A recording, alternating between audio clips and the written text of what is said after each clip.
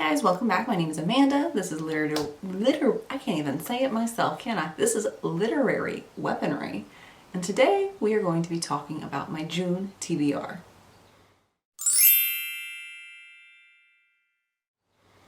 Now today, if you've seen any of my previous videos, well not any, like the last 2 or 3, I think, my daughter likes to participate in this, but I don't like her being on film, so she brings a special guest, one of her stuffies, for my videos. Brianna, do you want to tell them the name of the special stuffy?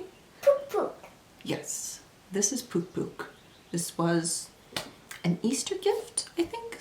No, Valentine's Day gift from her daddy several years ago. And Pook Pook is going to be our special guest today, helping me discuss these books with you from my June TBR. Now, I'm not a person who does a firm TBR. I never have that. I'm very, I don't know what it is. Oh, goodness sakes. I am very much a mood reader. I just pick things up willy-nilly, whatever I want. And that's just how I go. However, I'm really behind on my arcs on NetGalley. So part of June is me trying to catch up with some of that.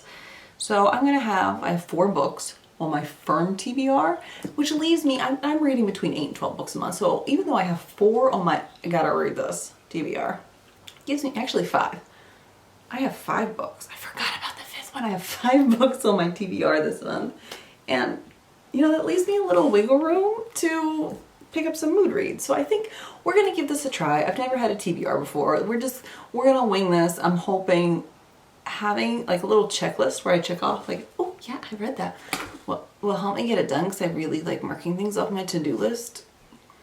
I'm one of those. Let's talk about the books on my June TBR.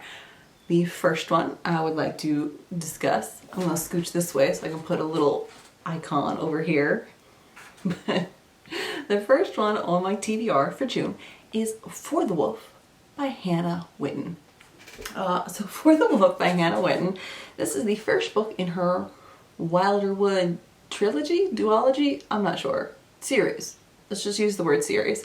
I'm actually about, give or take 75% through that book at the moment because today is June 5th. I haven't been reading it since it came out on June 1st. So far, I have to say I really am loving it. It's billed as an adult fantasy. I feel like it's a little more, it's either very high YA or new adult. But I feel like billing it as adults is probably more appropriate than YA. So, yeah, take that as you will. This one is kind of a take on Little Red Riding Hood. We have Red, who is a princess of a kingdom where second daughters, not the firstborn, like the second-born daughters, are occasionally chosen as sacrifices for the Wolf of the Woods. Part of their religious system believes that if these girls are not sacrificed, given to the Wolf of the Woods, then the monsters, and they're horrific monsters, will come out of the woods and destroy them all. So now Red is a second daughter. She is the second daughter of the queen of this land that I've forgotten the name of, and like she has to go to the wolf. Things are not always what they seem. Where she thinks she's going to her doom, she actually finds a new life within the woods. And it's a really well-built story. We have some romance. It's certainly on the forbidden side, which I dig that. The wolf himself, painted as a monster, but you get to understand his motivations, his ambitions, his reasons for things, and his reasons make a lot of sense, so like it's fine. And it's a really well written book. I find it very interesting. I'm very interested to see how it turns out because like I said, I'm about 75% through and like things are getting hard for Red, and I'm so invested in the story, and that's not something I felt with a book for a while, so I'm digging it. And that came out, like I said, on June 1st. I'm not good at describing things. We're just going to do this however I feel like, and we're just winging it. We're just flying by the seat of our pants on this. So the next book I have for you, Pook Pook and I have for you, is The Jasmine Throne by Tasha Suri. Now, this is the first book in her Burning Kingdom series. Anyway, this one comes out on June 8th, and I I actually started reading this one early in May, and I think it's just because the mood I was in, it wasn't sparking my fancy. It is billed as a LGBTQIA adult fantasy. I believe that's what it is. I could look it up. Let's just clicky click over here. I have my computer right here because I forget everything, and it's easier to have it nearby instead of fumbling through like an idiot like I always do. Even with this, I tend to fumble through, but that's okay. Yeah, it's billed as a LGBT adult fantasy, but it also, what it doesn't tell you in these little, you know, when you get on Goodreads and you click on a book and it gives you the list of genres that it fits, it leaves out that this is quite a bit of a political fantasy, which is not, because it's not listed, it's not what I was expecting. And I admit I find that kind of book a little harder to get into. I can feel Tasha's writing is very vivid. Like as I was reading along, I read about 25% of it before I went, I'm not in the mood for this. It was easy to picture, it was easy to see the story in my head. In the same breath, like, I didn't understand what I was reading. I'm really not good at political fantasies. It's not really my jam. So yeah, I'm just going to read you a little bit of the snippet and we're going to go from there. So, imprisoned by her dictator brother, Malini spends her days in isolations in the Hirana. It's another one of those words I've only ever seen and not heard. So, Hirana, Hirana, We're going to go with that. An ancient temple that was once the source of the powerful, magical, deathless waters, but is now more of a decaying ruin. Priya is a maidservant, one among several who make the treacherous journey to the top of the Hirana every night to clean Malini's chambers.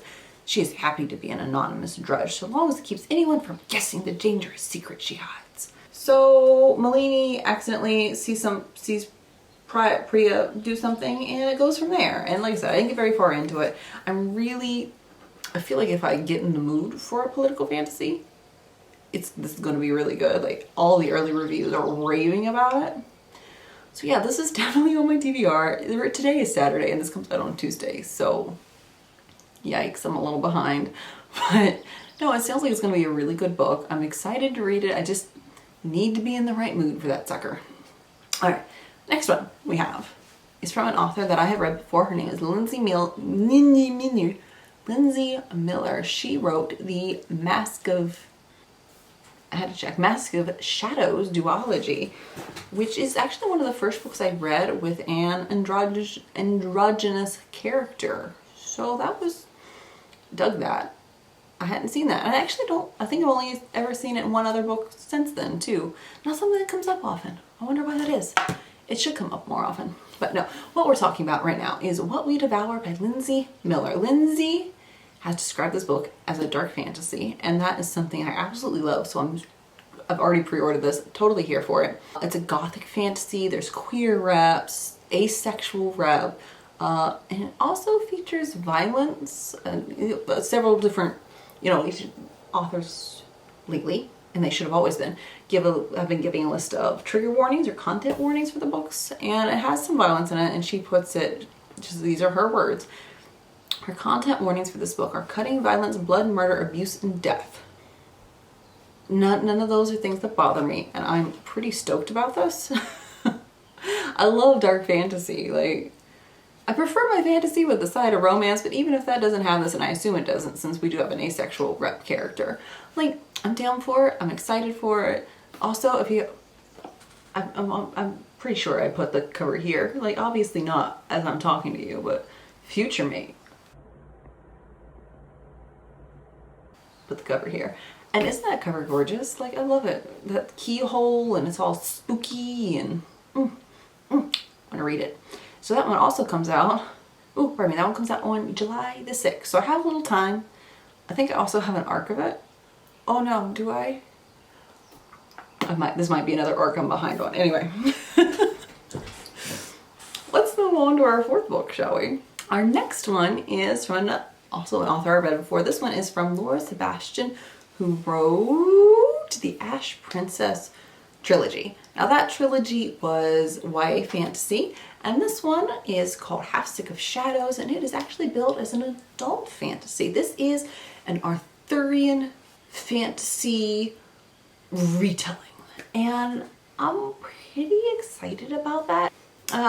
Camelot, King Arthur, you know, let's be honest, that's not something that usually scratches an itch for me in particular. And I know obviously, you know, the King Arthur myth like is such a part of society at this point. But it's not something I've ever gone, yeah, I want to read a bunch of books about that. I want to read fantasy retellings. But for some reason, I feel like I want to give this a try, because even though Ash Princess wasn't my favorite, I think it could have been much better written, but it had very good concepts. I want to see Laura Sebastian's writing improve. Like she had such good concepts and everything. I want to see her make good on it, because I feel like she could be a fantastic writer, and I'm really hoping Half Stick of Shadows is going to be that book where she really comes into that. So I actually have an arc of that. It comes out on July 6th. We're gonna see how it goes, and I might come back and we'll have a little chat with you about it later. So we'll see what happens with that. Next book we have on my TBR for June, Sweet and Bitter Magic by, oh gosh, I forgot her name, by Adrienne Tooley. Now this is, if you've watched some of my videos in the past, I subscribe monthly to the OwlCrate book box, and every month you get a book pertaining to a theme, yada yada, YA fantasy. Anyway, I'm really behind. I have way more books that I've received from them than I've actually read, so trying to catch up on that. And one of the ways I'm catching up on that is choosing at random one of my unread OwlCrate books every month to read. Now this month, this little girl over here who's gonna stick Pook Pook back in, oh yeah, that one. I let her pick my book this month, and she picked Sweet and Bitter Magic. Now I don't know a lot about this one. I try and go in for these random things. I try and go in knowing as little as possible. I feel like I get more enjoyment out of it that way. But hold on, I want to show you this. Pretty spray purple edges. Yeah. I know that this is sapphic, and there's magic and stuff and things, and yeah, like that's about all I know. But I'm going to be reading this one this month. Actually, let's read the synopsis together, shall we? Tamsin is the most powerful witch of her generation, but after committing the worst magical sin, she's exiled by the ruling coven and cursed with the inability to love. The only way she can get those feelings back, even just for a little while, is to steal love from others. Ren is a source, a rare kind of person who is made of magic, despite being unable to use it herself. Sources are required to train with the coven as soon as they discover their abilities. But Ren, the only caretaker to her ailing father, has spent her life hiding her secret.